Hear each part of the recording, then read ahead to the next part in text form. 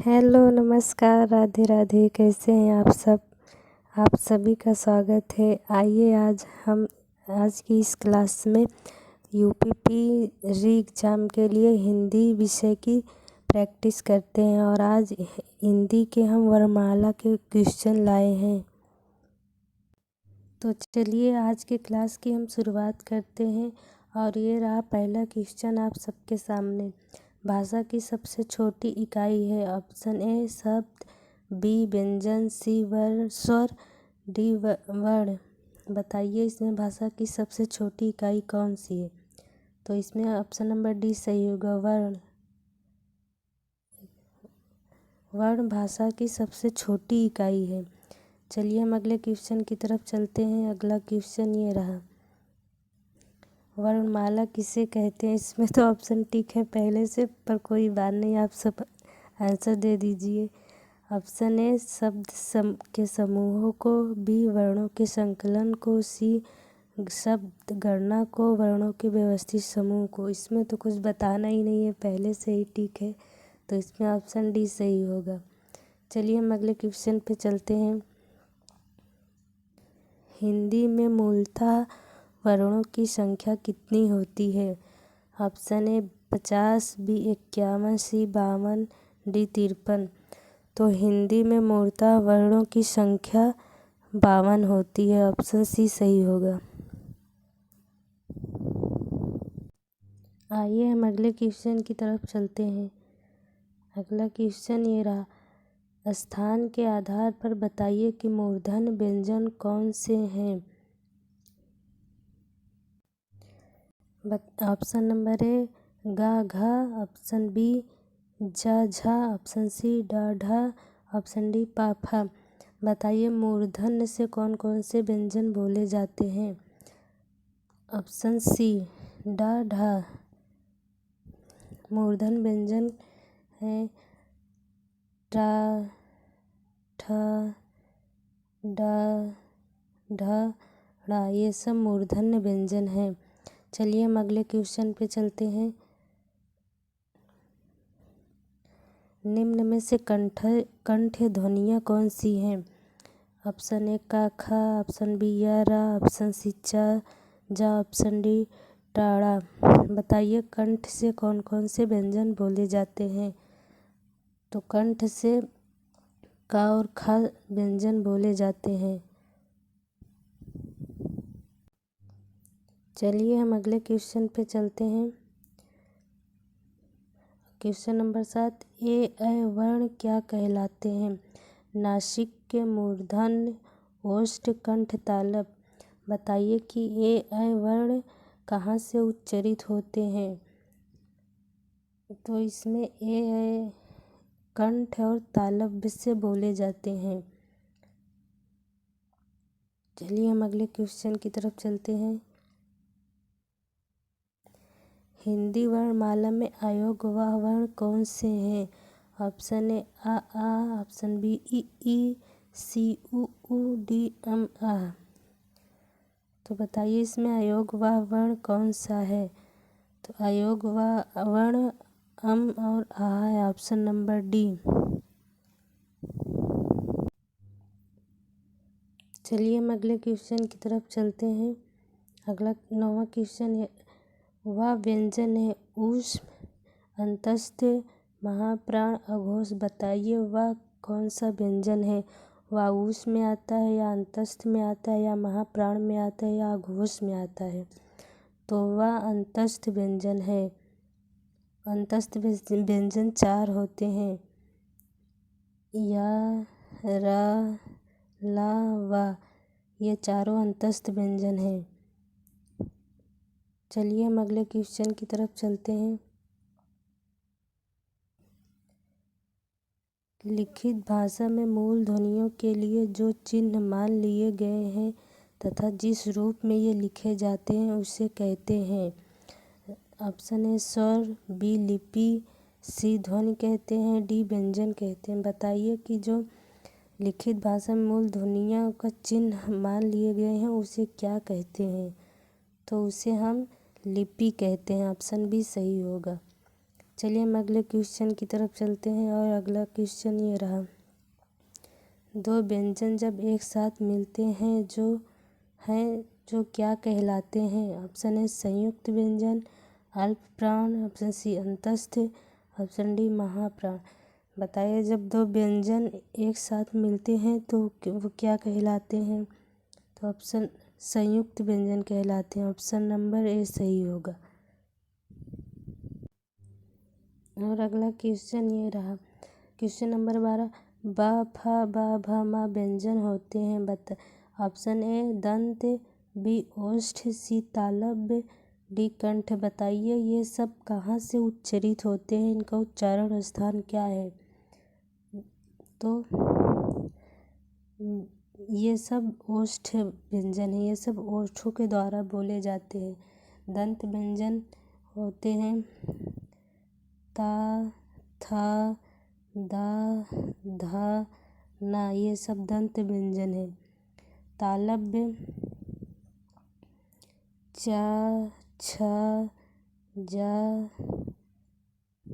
झा, इया, ये सब तालव्य व्यंजन है। कंठ का, खा, गा, घा, अंगा, ये सब कंठ व्यंजन है। तो इसमें ऑप्शन नंबर बी सही होगा। पा फा बा भा मा ओष्ठ व्यंजन है। चलिए हम अगले क्वेश्चन की तरफ चलते हैं। क्वेश्चन नंबर 4, गा का का, गा, जा, फा ध्वनियाँ किसकी हैं? ऑप्शन नंबर संस्कृत की, ऑप्शन बी अरबी फारसी की, ऑप्शन सी अंग्रेजी की, ऑप्शन डी दक्षिणी भाषाओं की। बताइए कि गा, गा, का, गा, जा, फा ये सब कहाँ की ध्वनियाँ हैं? तो इसमें ऑप्शन नंबर बी सही होगा, अरबी और फारसी की। चलिए हम अगले क्वेश्चन की तरफ चलते हैं। अगला क्वेश्चन ये रहा। हिंदी वर्णमाला में उस व्यंजन कौन से हैं? ऑप्शन नंबर ए शा, खा, शा, हा, ऑप्शन बी ता, था, दा, धा, ऑप्शन डी सी टा, ठा, डा, ढा, ऑप्शन डी चा, छा, जा, झा। बताइए इसमें कौन सा सही होगा? तो हिंदी वर्णमाला में उस व्यंजन है ऑप्शन नंबर ए शा, खा, शा, हा। ये सब ता, था, दा, धा ये सब दंत व्यंजन है। ये मूर्धन्य है और ये तालव्य व्यंजन है। चलिए हम अगले क्वेश्चन की तरफ चलते हैं। अगला क्वेश्चन 16 नंबर ये रहा। छ ध्वनि किसके अंतर्गत आती है? मूल स्वर, घोष वर्ण, संयुक्त वर्ण, तालव्य।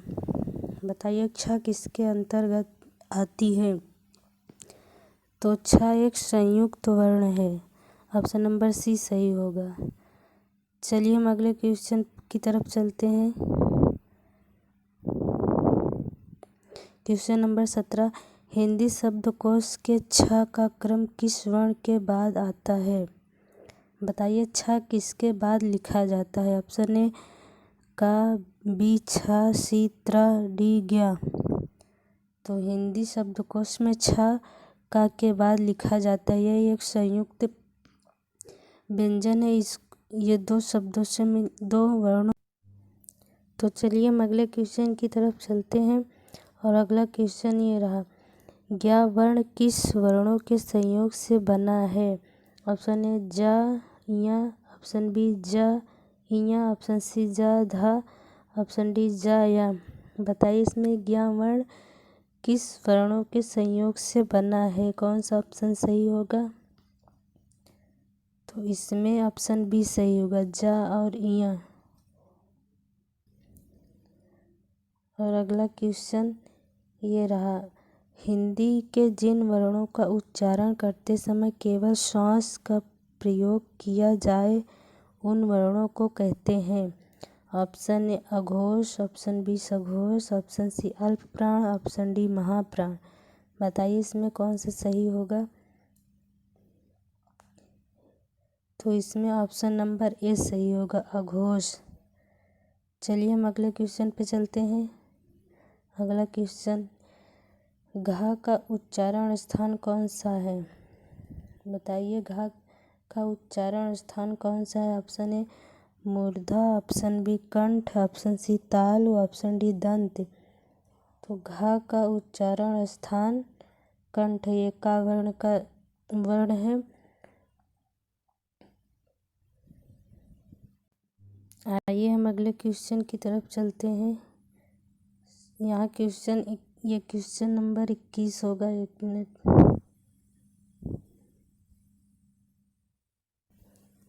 निम्नलिखित में से कौन सा वर्ण उच्चारण की दृष्टि से दंत नहीं है?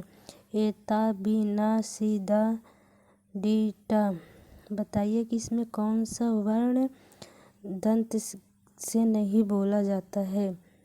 तो इसमें ऑप्शन नंबर डी सही होगा। ये तीनों दंत वर्ण है, ये मूर्धन्य व्यंजन है, ये मूर्धन्य से बोला जाता है। ये तीनों दंत हैं। चलिए हम अगले क्वेश्चन की तरफ चलते हैं। अगला क्वेश्चन यहाँ पे क्वेश्चन नंबर 22 होगा। निम्नलिखित में से कौन अयोगवाह है? विसर्ग, महाप्राण, संयुक्त व्यंजन, अल्प प्राण। बताइए इसमें से कौन सा अयोगवाह है? तो इसमें ऑप्शन नंबर ए सही होगा। विसर्ग अयोगवाह। अयोगवाह की संख्या 2 होती है। अन और आहा, इन्हीं दोनों को विसर्ग कहते हैं। तो इसमें ऑप्शन नंबर ए सही होगा। चलिए हम अगले क्वेश्चन की तरफ चलते हैं।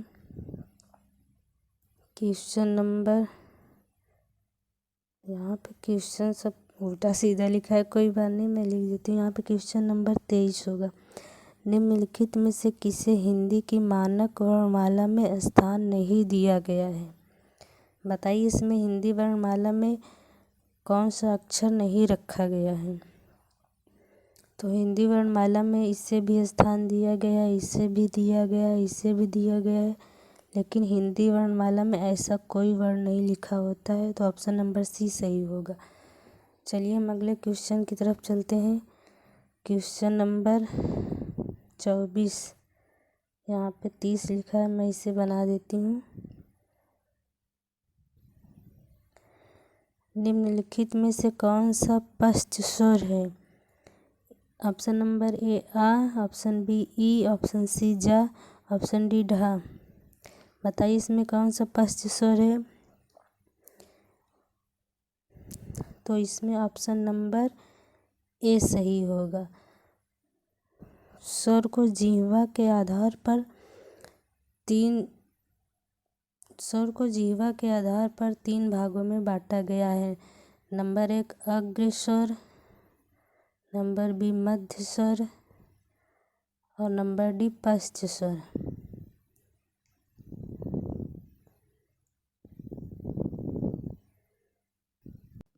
तो पश्च स्वर कौन कौन से हैं? आ,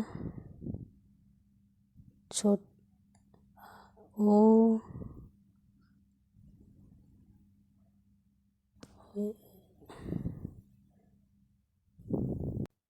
1 मिनट मैं इधर लिख देती हूँ। तो इसमें ऑप्शन नंबर ए सही होगा। स्वर को जिह्वा के आधार पर स्वर को 3 भागों में बांटा गया है।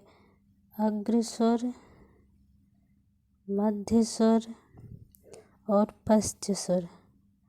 पश्च स्वर में आते हैं आ, ओ, औ, और मध्य स्वर में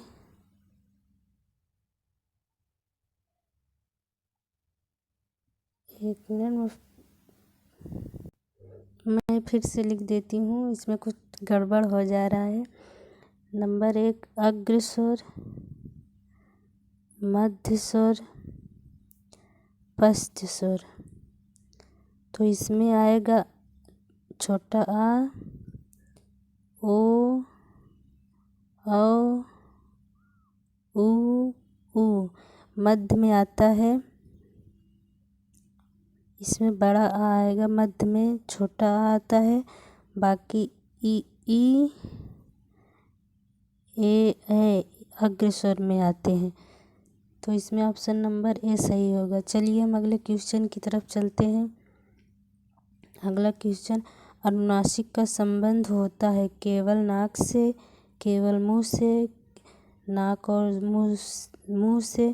ऑप्शन नंबर डी, इनमें से कोई नहीं। बताइए अनुनासिक का संबंध किससे होता है।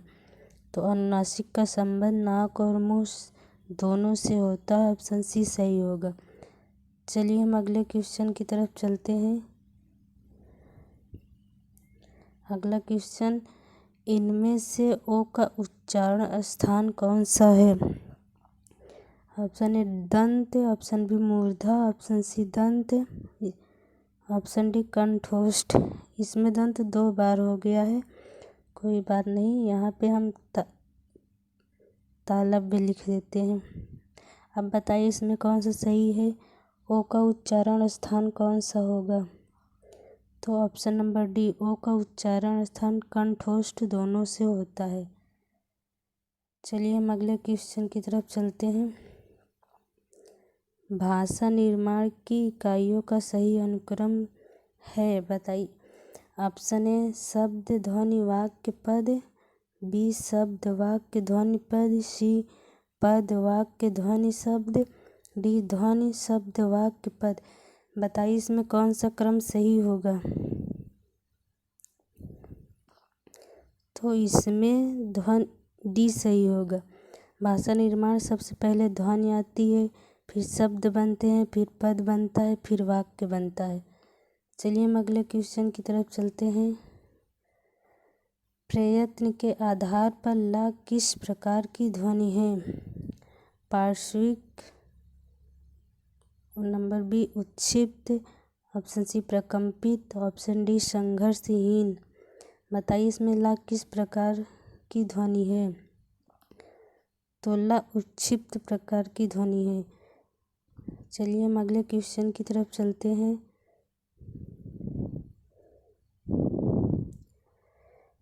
अंतस्थ और ऊष्म वर्ण कितने होते हैं। Option A 6, option B 8, option C 9, option D 7। 1 minute, इसमें एक ऑप्शन में चेंज कर देती हूँ, यहाँ पे 4 बना लीजिए। बताइए इसमें कौन सा ऑप्शन सही होगा। अंतस्थ और ऊष्म वर्ण कितने हैं। तो इसमें ऑप्शन नंबर बी सही होगा, ना कि डी। इसमें अंतस्थ और ऊष्म दोनों को मिलाकर पूछा है। तो अंतस्थ 4 होते हैं, ऊष्म 4 होते हैं, दोनों 8 हो जाएंगे। अंतस्थ व्यंजन या र, ला, व होते हैं, ऊष्म शाखा शाहा, ये सॉरी यहाँ पर शाखा शाहा, ये ऊष्म व्यंजन है। चलिए हम अगले क्वेश्चन की तरफ चलते हैं। दीर्घ का वर्ण विच्छेद है। बताइए इसमें दीर्घ का वर्ण सही वर्ण विच्छेद कौन सा होगा। तो इसमें ऑप्शन नंबर ए सही होगा। दीर्घ में पहले द लिखा है, फिर रे की मात्रा है, फिर गा लिखा है, गा स्वर है, इसमें से व्यंजन अलग होगा तो व्यंजन बाद में, गा व्यंजन है, इसमें से स्वर अलग होगा, ये सही होगा। चलिए हम अगले क्वेश्चन की तरफ चलते हैं। तो चलिए दोस्तों, आज के लिए बस इतना ही। हम कल फिर मिलेंगे और अच्छे अच्छे प्रश्न पुलिस एग्ज़ाम के लिए लेकर आएंगे। इसमें क्वेश्चन नंबर थोड़ा इधर उधर था, कोई बात नहीं। आप अच्छे से पढ़िए, ध्यान लगाकर, और अपना ख्याल रखिए। जय हिंद।